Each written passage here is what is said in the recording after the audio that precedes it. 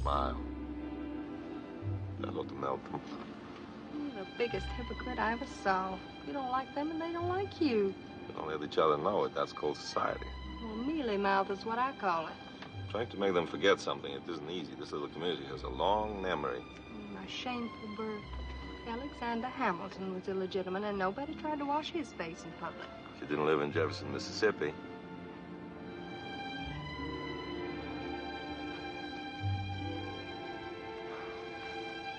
Jason, I'm so hot, my underclothes are sticking to me. Couldn't we stop at Waller's drugstore and get some chocolate chip ice cream, We're going to Mrs. Maud Mansfield's for tea. Her parlor smells of dog and her cake tastes of soda, and I'm getting sick and tired of spending every Sunday this way.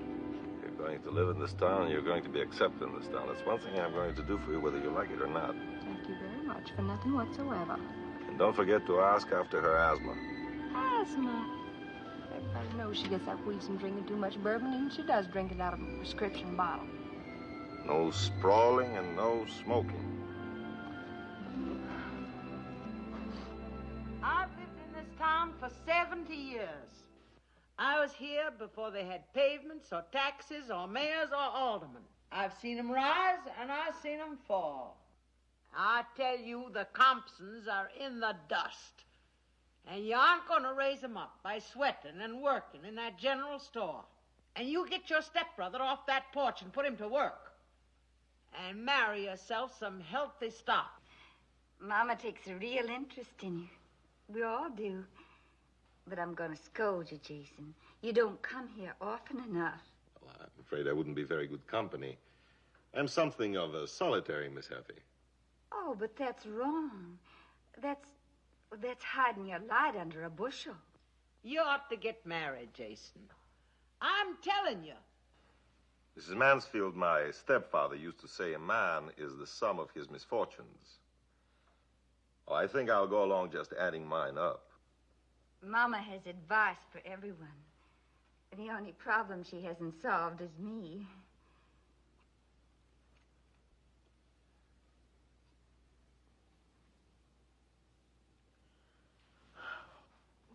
How's that old wheeze of yours, Miss Mansfield?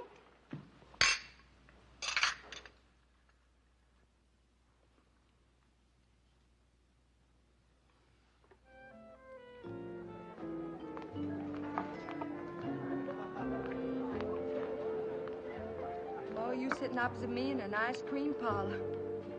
This is the day. There are many different sides to my nature. Every Mansfield certainly thinks so. She's in love with you, good and proper. She's downright afflicted. Well, she is good and proper. You ought to make a model of her. No, thank you. I'll go on being my own horrible self if it's all the same to you. Oh, you're making a mess of that. I like it melty. You getting tea and sympathy from Miss Mansfield today, too. All that advice to the lovelorn. Poor unmarried Jason. Why haven't you ever got married, Jason? Don't be pushy. Well, I want to know. I got all the women in my life I can take care of right now. You know, I wonder about you. You've been on my mind quite a bit lately. It's a new and flattering intention. Well, I mean, you know, the way you always smoldering and fuming. That can be because you're always mad at me. Can't I? Well, the point is, what other feelings do you have? That's what I'd like to know. This childish curiosity. I'm no child. Then you ought to know without asking. Well, I don't. Well, a man is no different from a woman. Same hopes, same appetite, same desires, same blind addicts. Oh. You might well say, oh. You know something? Hmm? I think you're afraid of your own feelings. You'd be afraid of them, too.